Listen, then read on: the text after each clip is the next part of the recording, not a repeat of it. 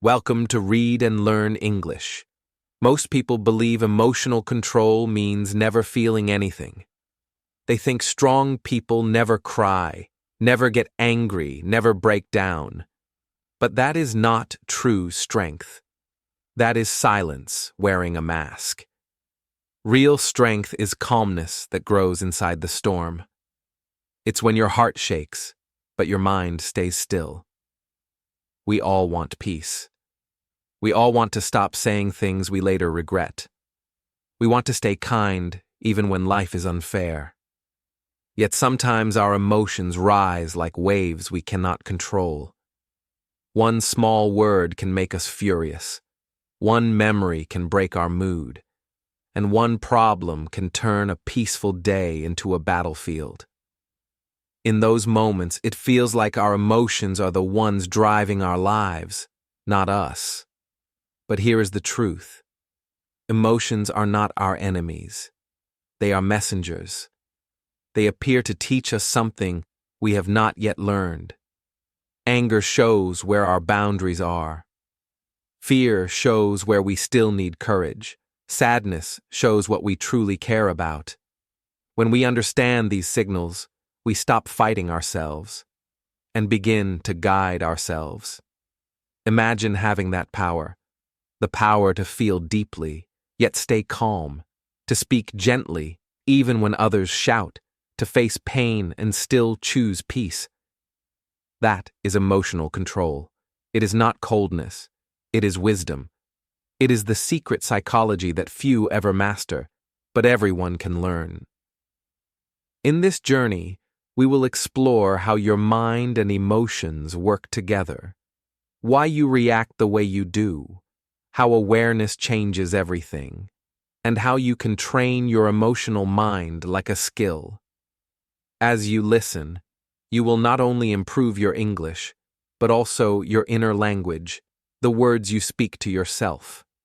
So, take a slow breath. Feel it enter and leave your body. You are not just watching a video. You are beginning a transformation, one that starts inside your mind. Because before we learn to control emotions, we must first understand what they truly are. The hidden battle within. Every day we fight battles no one else can see. We smile in public, but inside we wrestle with anger, fear, or sadness that won't go away. Sometimes the war is quiet, a tight chest, a restless mind, a heavy feeling that follows us even when everything seems fine. And yet, when someone asks, "What's wrong?" we say, "I'm okay." But deep down, we know we're not. We live in a world that teaches us to hide emotions instead of understanding them. We scroll through perfect pictures on social media, comparing our behind-the-scenes life to someone else's highlight reel. We tell ourselves we're not good enough, not successful enough, not loved enough. And when those thoughts grow louder, emotions rise, jealousy burns, fear freezes, and anger explodes. The real enemy isn't the world outside us. It's the storm within us. Think about the last time you argued with someone you care about. You didn't plan to shout. You didn't want to hurt them. But one word, one tone, one memory, and suddenly your emotions took control. Your voice became sharper. Your heart beat faster. And after it was over, regret filled the silence. You wondered, why did I lose control again? That's the hidden battle, the one between your calm mind and your emotional mind.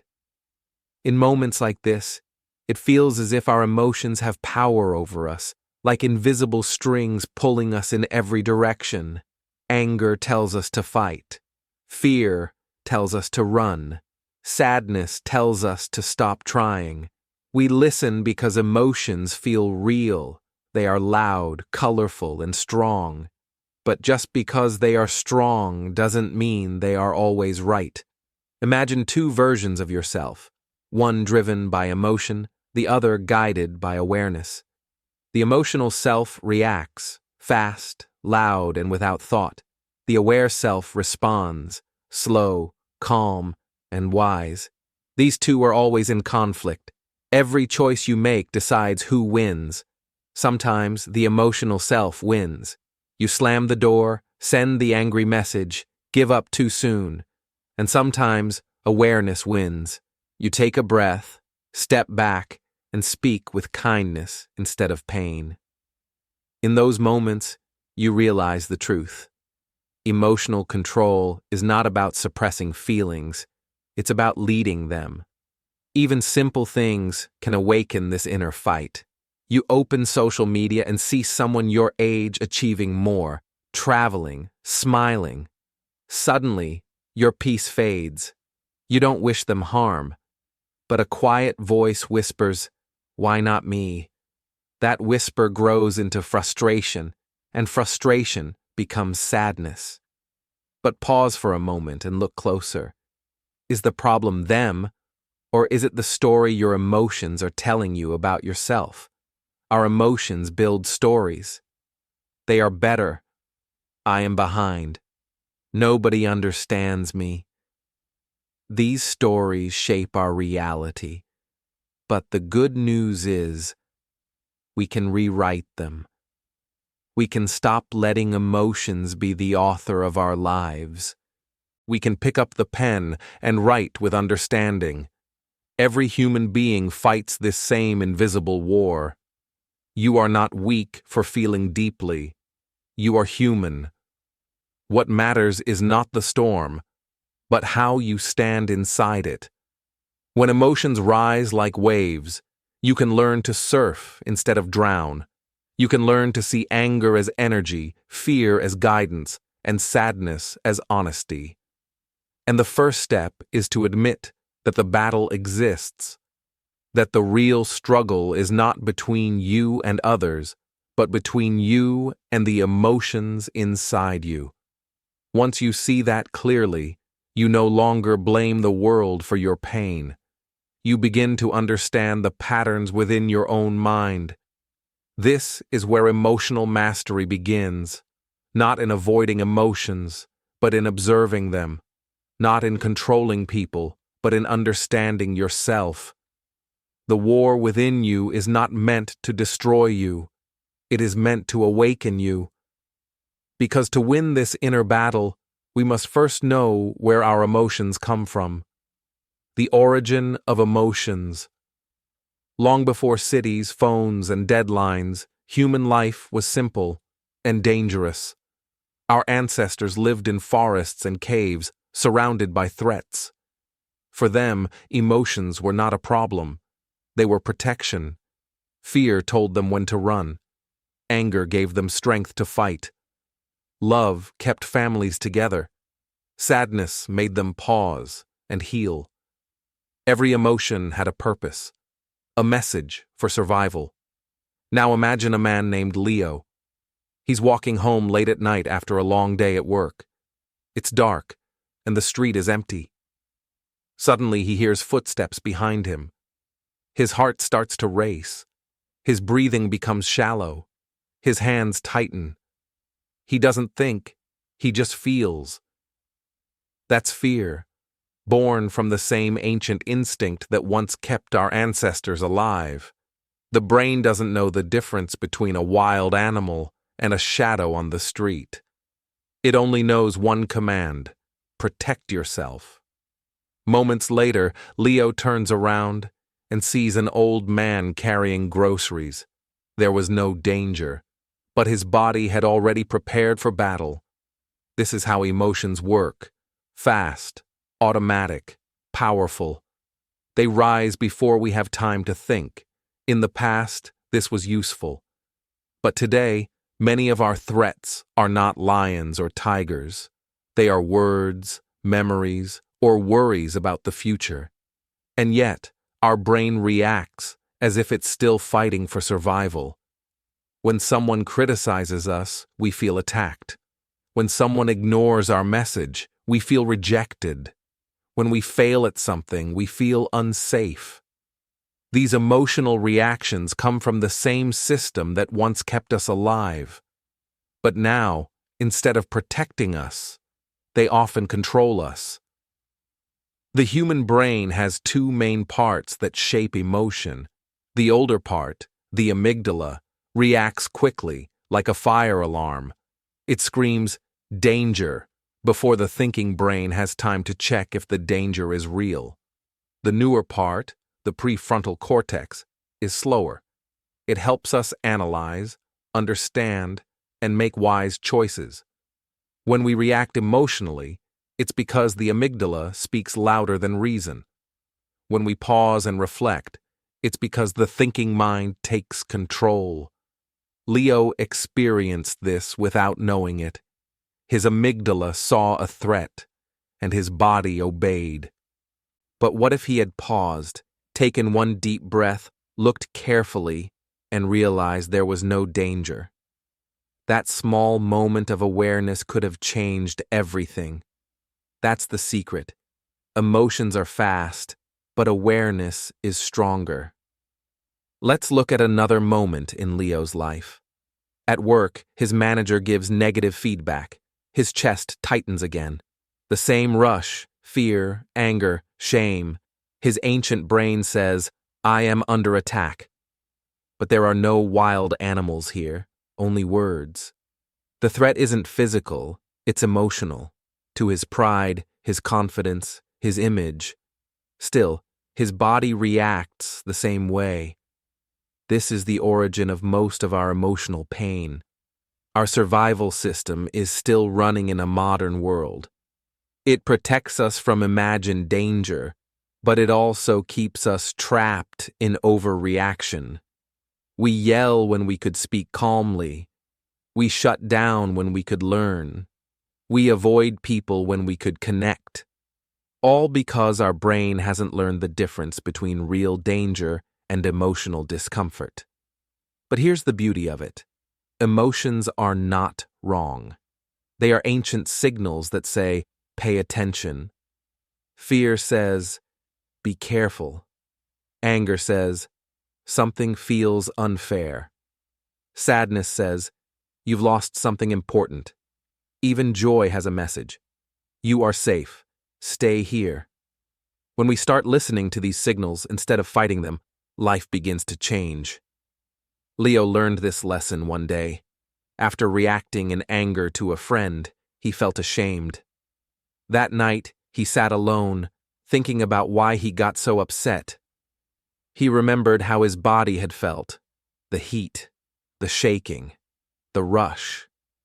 And then he realized his friend's words had touched an old wound, a fear of being misunderstood. It wasn't the friend who controlled him, it was his own unhealed emotion. That realization became his first step toward awareness. From that day, Leo began a new habit. Whenever he felt a strong emotion, he paused. He asked himself, "What is this feeling trying to tell me?" Sometimes the answer came quickly, sometimes it didn't. But the act of asking was enough. Each time he paused, his emotions lost a little of their control, and his awareness grew stronger. This is how emotional intelligence begins. It's not about ignoring emotions. It's about decoding them, understanding the messages behind them. When you see anger as energy, fear as protection, sadness as care, you stop running from yourself. You start communicating with your inner world. Emotions were never meant to be your masters. They were meant to be your guides. But somewhere along the way, we forgot how to listen. We tried to silence fear instead of learning from it. We tried to bury sadness instead of healing it. That's why emotions begin to overwhelm us. Not because they are evil, but because they are unheard. So next time your emotions rise, don't fight them. Observe them. Ask them, "What do you need me to see?" In that quiet moment, you are no longer a prisoner of your biology. You are its master. But if emotions are messages, Why do they sometimes become monsters? The trap of reaction. Most people believe they make choices, but in truth, many of our choices are not choices at all. They are reactions. They happen so fast that we only realize them after the damage is done. A word slips out, a door slams, a message is sent in anger. And then, silence. That heavy silence where regret begins to speak. Leo knew that silence well. One afternoon, he had an argument with his younger sister. She had borrowed his headphones and lost them. It was a small mistake, but Leo's anger rose like a fire. His voice grew sharp, his heart raced, his face burned. He shouted things he didn't mean, words meant to hurt, not heal.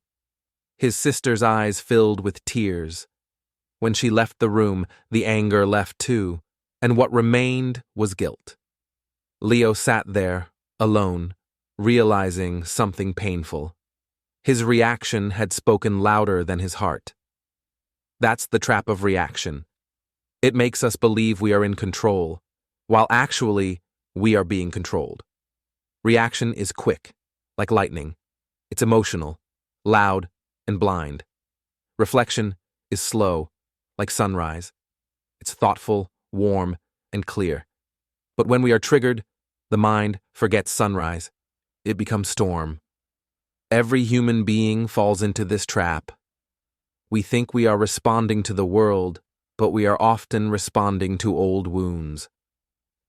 A simple comment can feel like an attack because it reminds us of a moment we once felt small. A delay in someone's reply can feel like rejection because it awakens our fear of being forgotten. So we react, not to the present, but to the past echoing inside us. Leo didn't understand this yet. He only saw the result, the distance his reaction created. That evening, he tried to apologize to his sister. She forgave him, but something inside him stayed uneasy. He realized that even forgiveness couldn't erase his regret. He didn't want to keep living this way, always sorry after the storm. He began to watch himself more closely.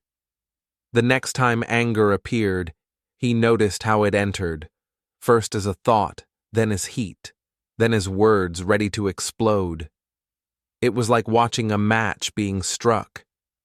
And in that observation, he found a small space, a space between feeling and acting. That space, he discovered, was freedom. But the trap of reaction doesn't only come from anger. It comes from fear too. Think of how often we react with overthinking, imagining worst cases, assuming rejection, replaying conversations that never happened. Fear whispers, "You're not good enough," and we believe it. Our mind reacts before the world even moves. That is also reaction, an invisible one, born inside the mind instead of out loud. Some people react by shouting, others react by silence, by hiding, by pretending everything is fine. Both are reactions, one noisy, one quiet. But both come from the same place, the feeling of losing control. Leo began to understand this when he noticed another habit, checking his phone every few minutes, waiting for a reply. Each minute of silence from someone he cared about created waves of anxiety. His thoughts raced, his chest tightened. Did I say something wrong? Are they angry? That spiral of fear was also reaction, an emotional reflex to uncertainty. Over time, Leo learned that the only way to stop reacting was to start observing. The moment you notice your emotion, you create distance from it. You stop being the anger and start seeing the anger. That is awareness, the quiet watcher behind the storm. But awareness is not easy. The mind wants to move fast. It wants to defend, to prove, to win. Awareness asks you to slow down, to breathe, to see, to choose. It feels unnatural at first, like holding still when everything inside you wants to run. But in that stillness lies real strength. Leo practiced this one evening when his friend criticized him for being too emotional. He felt the familiar burn of anger rise, but instead of replying, he took a breath. He listened to the voice inside that said, "Don't prove yourself. Understand yourself." For the first time, he stayed silent, not out of weakness, but out of power. When he finally spoke, his words were calm. The conversation ended in peace, not regret. That's the difference between reaction and reflection. Reaction is the fire that destroys. Reflection is the light that reveals. Reaction happens from emotion. Reflection happens from awareness. The more you practice awareness, the more space you create between feeling and action. And in that space, you find control. So, the next time you feel your emotions rise, remember this: you are not the emotion itself. You are the one who feels it, sees it, and can choose what to do next. Anger, fear, sadness. They may knock on your door, but you decide who enters. The trap of reaction is not a life sentence. It's simply a habit. And like any habit, it can be unlearned. One breath, one choice, one moment at a time. Now that we've seen the trap, it's time to learn how to escape it. Awareness, the door to control. Most people spend their whole lives trying to control their emotions by force. They push anger down, they hide sadness, they distract themselves from fear. But the harder they fight their emotions, the stronger those emotions become. You cannot fight fire with fire. You must learn to see the flame before it spreads. That seeing is called awareness. Awareness is not about stopping emotions. It's about watching them without judgment. Imagine sitting beside a river. Thoughts and emotions flow past like water. Some are calm, some are wild, some are muddy. Most people jump in and get carried away. Awareness means staying on the bank, watching the flow without drowning in it. Leo learned this lesson the hard way. After many moments of regret, he realized that his emotions were not the problem. His lack of awareness was. One evening, when he felt anger rising again, he did something different. He didn't speak. He didn't move. He just noticed. He noticed how his heart beat faster, how his hands wanted to clench, how his breath became short. For the first time, he didn't follow the emotion. He observed it. And something strange happened. The emotion began to lose power. It was still there, but softer, like a wave that rises and falls instead of crashing. That was Leo's first real experience of awareness. The quiet space between emotion and reaction. When you observe an emotion instead of reacting to it, you begin to understand it. You see that anger is just energy. Fear is just protection. Sadness is just a signal. You stop treating emotions as enemies and start treating them as teachers. This is the door to emotional control, and awareness is the key. Let's make this simple. Awareness has 3 steps: noticing, naming, and breathing. Step 1. Notice. When a strong feeling appears, pause. Don't run from it. Just see it. Say to yourself, "I feel angry," or "I feel nervous." That small moment of noticing is like turning on a light in a dark room. You can't change what you can't see. Step 2. Name. Put a word to the emotion. When you name a feeling, your thinking brain wakes up. Science shows that labeling emotions reduces their intensity. It's like telling your mind, "I see you." You don't need to shout anymore. Step 3. Breathe. Take a slow, deep breath. Breathing gives the body a signal of safety. When you breathe deeply, your nervous system calms and the emotional wave passes faster. The breath is not just air, it's awareness in motion.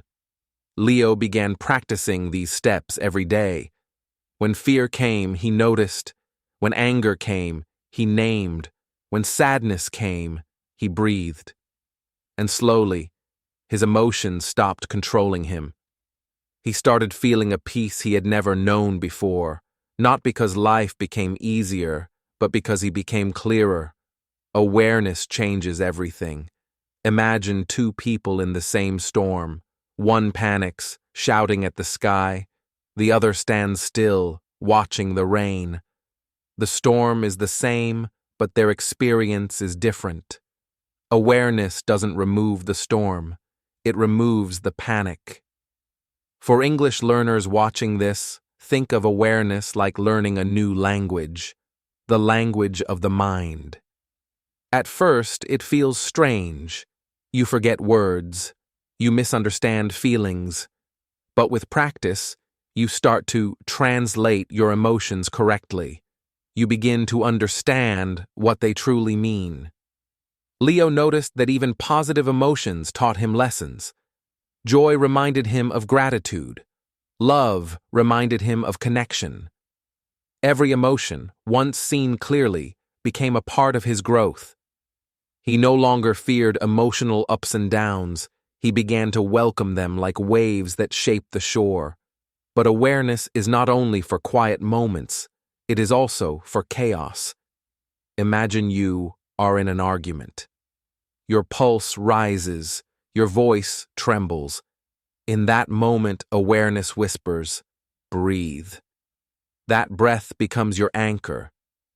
You realize you can choose your next words instead of being dragged by them. That one conscious breath can change the entire outcome of a conversation, and sometimes a relationship. Awareness also protects you from overthinking. When thoughts spin in circles, what if they don't like me? What if I fail? Awareness helps you see that these are just thoughts, not facts. They are clouds passing across the sky of your mind. You don't need to chase them. You only need to watch them drift. Leo began using this idea in daily life. While waiting in traffic, instead of getting angry, he practiced breathing and noticing his impatience. While scrolling social media, instead of comparing himself, he noticed the small voice that said, "I'm not enough," and smiled gently at it. Awareness turned ordinary moments into training grounds for peace. The more he practiced, the more power he found. Not power over others, power over himself. Awareness gave him space, space to think, space to feel, space to choose. In that space, he discovered freedom. Many people confuse awareness with control, but awareness comes first. Control is a result, not a command. You can't control what you don't understand, and you can't understand what you refuse to see. Awareness is the seeing, the moment your eyes open inward. So, next time an emotion rises, try this simple practice. Pause, name it, breathe, and just watch. You will see that your emotions are like waves. They rise, they fall, and they pass. You are not the wave. You are the ocean. When Leo understood this, life felt different. He still had challenges, but they no longer drowned him. His awareness became his anchor, keeping him steady no matter how rough the water became. Awareness is the door to emotional control. It's not magic. It's a habit. It grows each time you notice without judgment, breathe without panic, and respond with clarity instead of reaction. It's a quiet power, invisible but unstoppable. But awareness alone is not enough. We must train our minds to stay calm under pressure. Training the emotional mind. Awareness opens the door, but training keeps it open. You can understand your emotions, yet still lose control if you don't practice. Awareness shows you where peace lives. Training teaches you how to live there every day. Emotional control is not a gift. It's a skill, one that grows through discipline, patience, and repetition. Leo learned this truth the hard way. One morning, he spilled coffee on his shirt before an important meeting. He felt the familiar spark of irritation rise. In the past, that tiny spark would have become a fire. He would have cursed, rushed, and carried anger all day.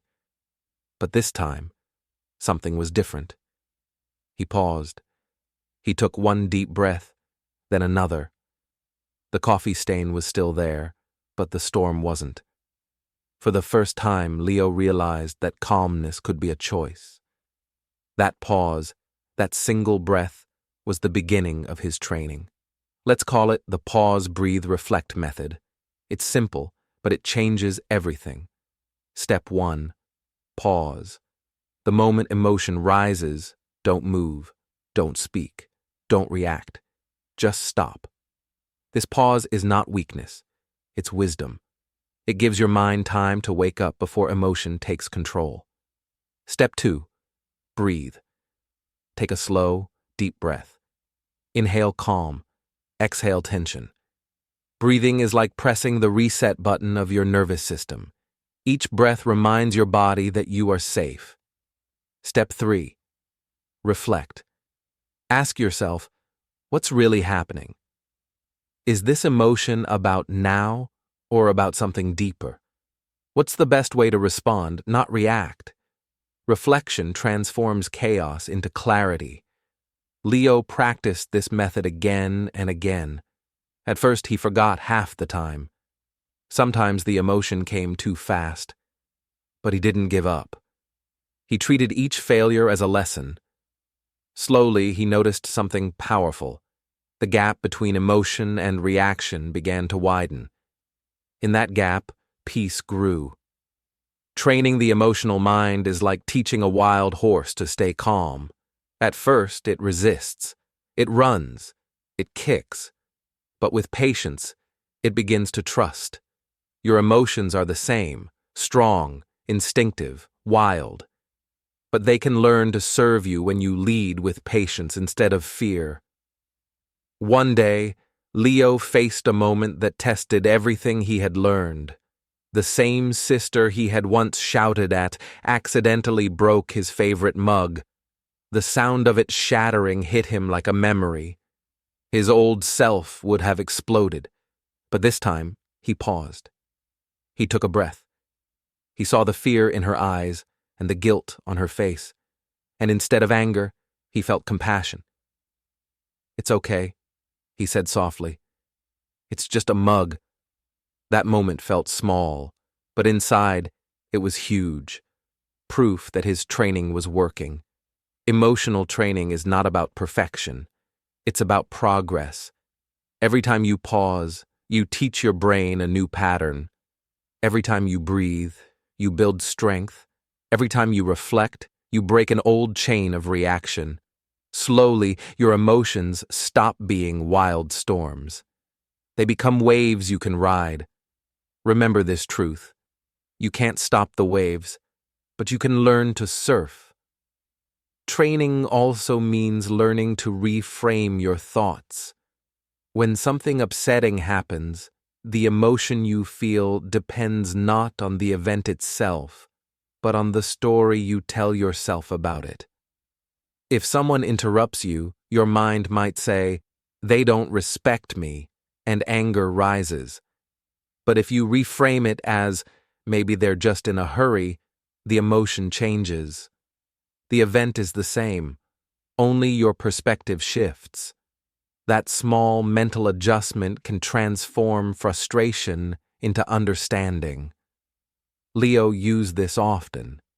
When a coworker criticized his project, his first thought was, "They don't like my work." But then he remembered to reframe, "Maybe they just want to help me improve." Instantly, his defensiveness melted into curiosity. He listened, learned, and felt calm. That's the power of reframing. Changing the meaning changes the emotion. Another part of training is what Leo called the gratitude shift. When negative emotions dominate your mind, gratitude changes the energy. It's like opening a window in a dark room. When you focus on what's missing, pain grows. When you focus on what's present, peace returns. Each morning, Leo started writing down 3 things he was grateful for. Simple things: a warm breakfast, a message from a friend, the sound of rain. At first, it felt like a small exercise, but over time, it changed his emotional foundation. His mind became trained to notice goodness, even on bad days. Gratitude became his emotional reset button. Training also means consistency. You can't build emotional strength by practicing once a week. Just as muscles grow through daily movement, emotional control grows through daily awareness. The more you practice, the more automatic it becomes. What once required effort begins to feel natural. Sometimes, Leo failed. He still reacted, still got angry, still felt fear. But instead of judging himself, he observed it. He treated each moment like a teacher. Every mistake became training. Every emotion became a lesson. With each small act of awareness, he grew stronger, not by force, but by gentle repetition. To train your emotional mind, remember these daily habits. Pause when you can. Breathe when it's hard. Reflect before you act. Reframe when you think negatively, and give thanks for what you have. These are not just steps. They are ways of living. Over time, you'll notice the shift. Your emotions will still appear, but they won't dominate. Your reactions will soften. Your thoughts will slow down. And one day, you'll face a challenge that once terrified you and realize you are calm. That's the sign that your training has worked. The emotional mind is like a river. You can't stop the flow, but you can learn how to steer the current. The more you practice, the smoother the ride becomes. Leo once thought emotional control meant coldness, but now he understood the truth. It meant clarity. It meant being able to feel everything, yet choose wisely. That kind of calm cannot be bought or faked. It must be trained. So, start today. Practice in small moments. Use life itself as your classroom. Because once your mind begins to obey, something amazing happens. Emotions start to serve you, not rule you. The power of perspective. 2 people can face the same situation and feel completely different. One sees failure, the other sees a lesson. One sees rejection, the other sees redirection. What changes the emotion is not what happens, but how we see it. That how is called perspective. Perspective is the lens through which you experience life. It can turn pain into growth or peace into chaos. Change the lens, and the world itself begins to change. This is the quiet truth of emotional control. We do not control everything that happens to us, but we can always control the meaning we give it. Leo learned this during one of the hardest moments of his life. He had applied for a job he truly wanted. He worked hard, prepared well, and believed it was his time. But when the results came, he wasn't chosen. The old Leo would have fallen into despair. "I'm not good enough," he would have told himself. "I always fail." That thought would have turned disappointment into shame and shame into sadness. But now, after months of training his emotional mind, Leo paused. He looked at the situation through a different lens. He told himself, Maybe this rejection isn't punishment. Maybe it's preparation. That one thought shifted everything. His heart still felt the sting, but his mind stayed steady. He realized that the job was not the only opportunity. It was just one step in his journey. By changing his interpretation, Leo changed his emotion. This is the essence of perspective. Between what happens and how you feel, there is a gap, a space where meaning is made. Most people fill that space unconsciously, through fear or habit. They say, "This always happens to me," or "Life is unfair." That is the victim mindset, believing life happens to you. But there's another way, the creator mindset, where life happens for you. The creator doesn't ask, "Why is this happening to me?" but rather, "What is this teaching me?" The event stays the same, but the feeling changes completely. Psychology calls this reframing. It means to give new meaning to old experiences. For example, imagine you lose something valuable, a friendship, a job, a dream. The first reaction is pain. But if you look closer, you might see hidden gifts, freedom, wisdom, self-awareness. You begin to understand that even endings can be beginnings in disguise. Leo practiced this again when his friend canceled plans at the last minute. At first, irritation rose, that familiar sense of being disrespected. But instead of reacting, he reframed. "Maybe my friend is tired," he thought. "Maybe I can use this time for myself." He turned a small disappointment into a moment of peace. That shift, from irritation to understanding, is the power of perspective in action. Our emotions are not created by the world. They are created by our thoughts about the world. If you see life as a series of problems, you will always feel stressed. If you see it as a series of lessons, you will always feel growth. The difference is not in the world, it's in the way you choose to see it. This doesn't mean ignoring pain or pretending everything is positive. It means choosing a story that gives you strength, not weakness. Pain will visit everyone, but suffering, staying trapped in that pain, is shaped by perspective. Leo once heard his mentor say, "Life is not what happens to you, it's what you make it mean." Those words became his daily reminder. When something went wrong, instead of asking, "Why me?" he asked, "What now?" That simple shift took him from powerless to powerful. The victim mindset says, "I can't." The creator mindset says, "I'll learn." The victim blames the storm. The creator studies the wind. One sees limitation, the other sees direction.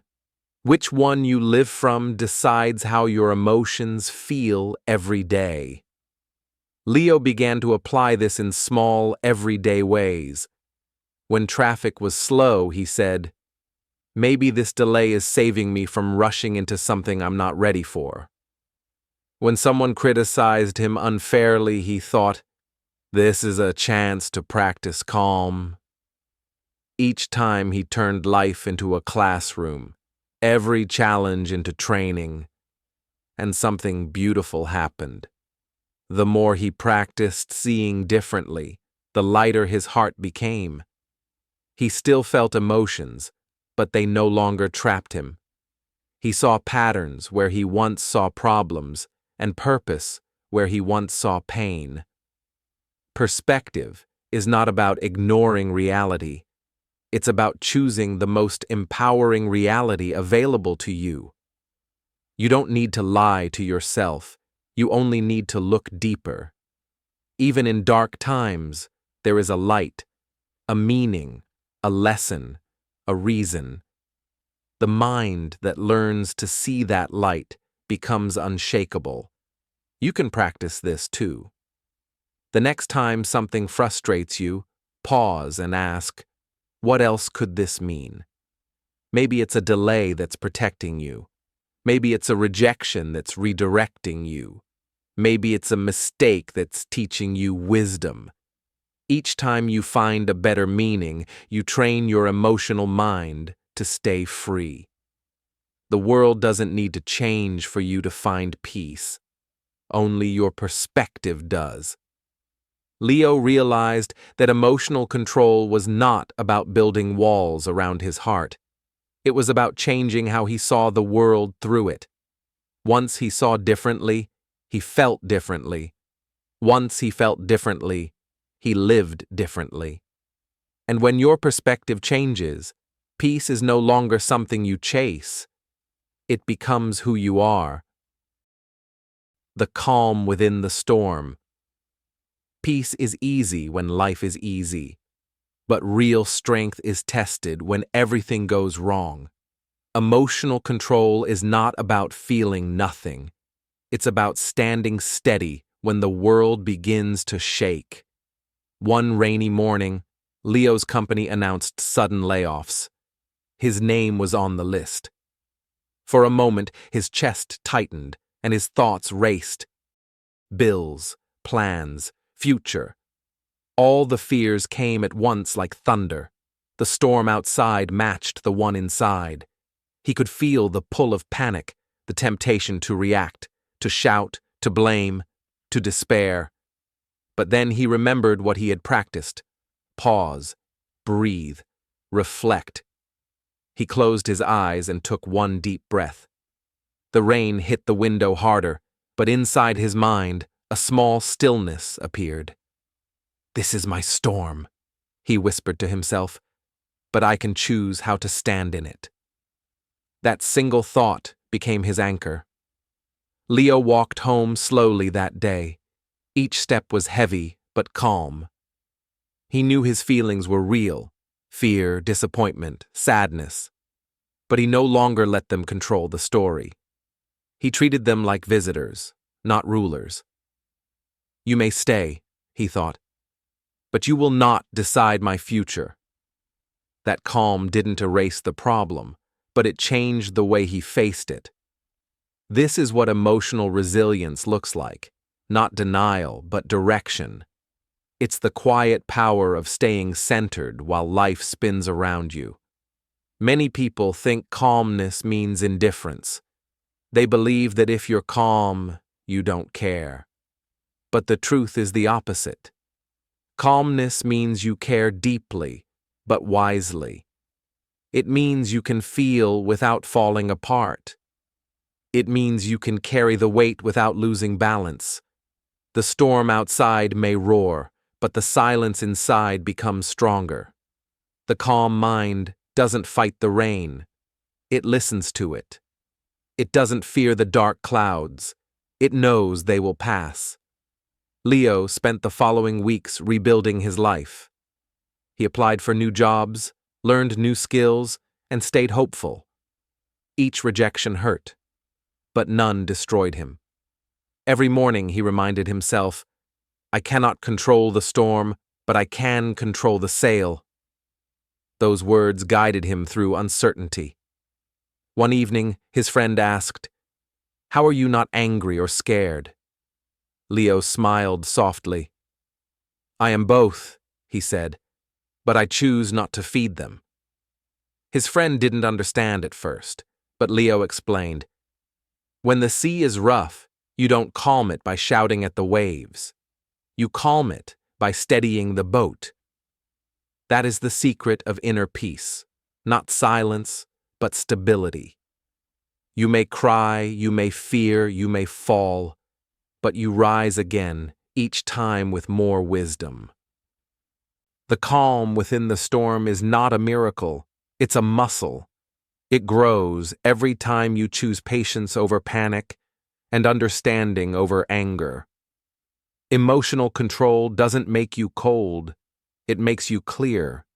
It gives you the power to respond instead of react, to move with purpose instead of confusion. When others lose balance, you stay grounded. When others shout, you speak with kindness. When others run from pain, you walk through it, slowly, with faith that it will pass. A few months later, Leo found a new job, one better suited for his growth. Looking back, he realized the layoff had not broken him. It had shaped him. The storm that once frightened him had taught him peace. He no longer feared chaos because he had discovered the calm inside himself. And that's the lesson we all must learn. You cannot wait for life to be calm before you find peace. You must bring peace to life. You must learn to breathe even when the wind howls, because when calm lives inside you, no storm can take it away. True control is not about avoiding emotions, it's about embracing them with wisdom. Living with emotional wisdom. Emotional wisdom is not learned in a single day. It grows quietly, through small choices made over and over again. It is the art of living with awareness, not just in moments of peace, but in the middle of real life. Leo used to think wisdom was something found in books or lectures. Now he knows it's something practiced in silence, while waiting in traffic, listening during an argument, or sitting with fear instead of running from it. Emotional mastery is not a grand event. It's a daily habit.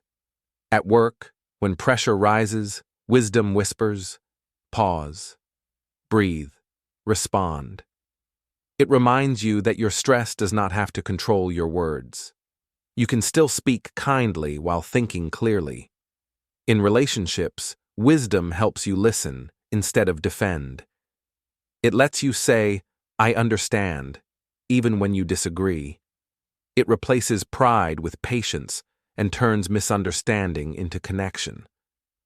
Leo began applying this wisdom everywhere. When someone spoke harshly, he no longer matched their tone, he matched his breath. When a mistake happened, he didn't blame himself endlessly. He learned, adjusted, and moved on. He discovered that emotional control was not about being perfect, but about returning to balance faster each time he fell. There were still hard days. Days when anxiety whispered about the future, or sadness pulled at his thoughts.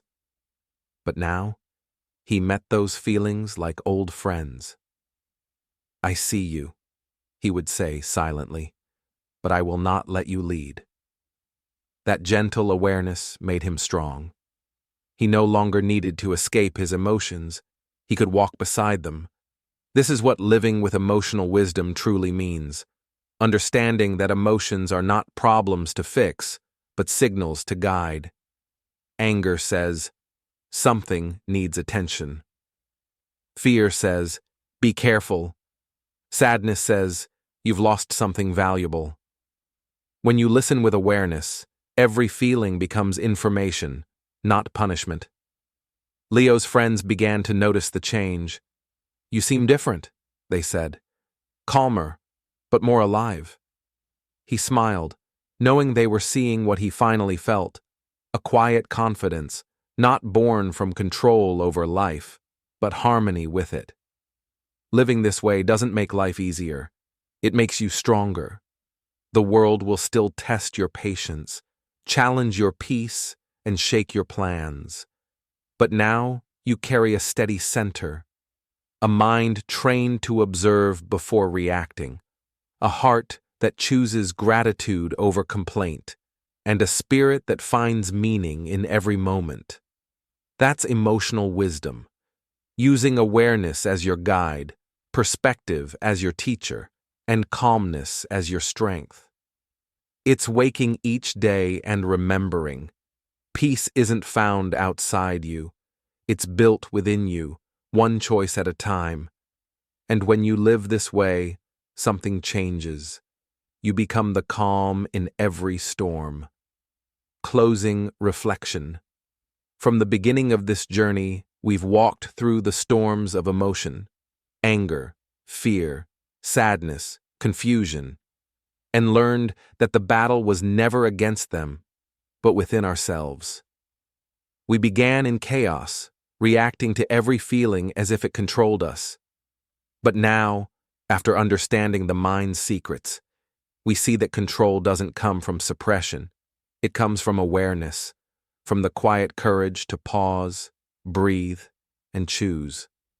Leo's story mirrors our own. He once believed that strength meant holding everything inside. He tried to silence anger, to hide pain, to outrun fear. But every time he did, those emotions grew louder. Only when he stopped fighting and started listening did they begin to soften. He discovered that emotions are not walls. They are windows, showing what we value, what we need, and who we are becoming. And that is the essence of emotional wisdom. Not to erase feelings, but to understand their message. Anger can become energy for change. Fear can become focus. Sadness can become depth. Every emotion, when guided by awareness, transforms from chaos into clarity. Through this transformation, Leo, and you, learned the greatest lesson. You don't need to fight your emotions. You only need to understand them, guide them, and let them guide you. When you do, you no longer live as a prisoner of your reactions. You live as the author of your emotions, writing your responses with calm, compassion, and care. Look back for a moment at the journey you've taken. From the hidden battle within to the calm in the storm, every step brought you closer to the same truth.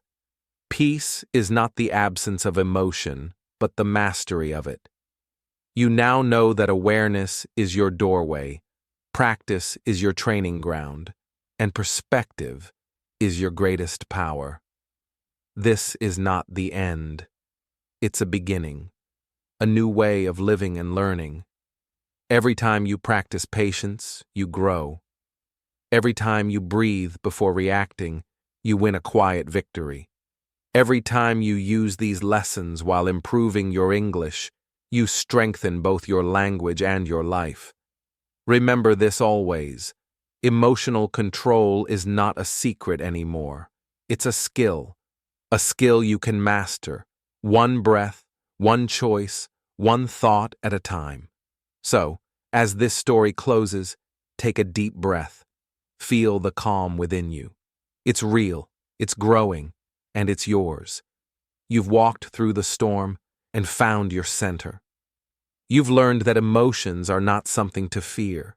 They are something to understand. Carry this wisdom forward, in your words, in your work, and in your heart. Because now, you don't just know the psychology of emotional control, you live it. And that is the true beginning of peace.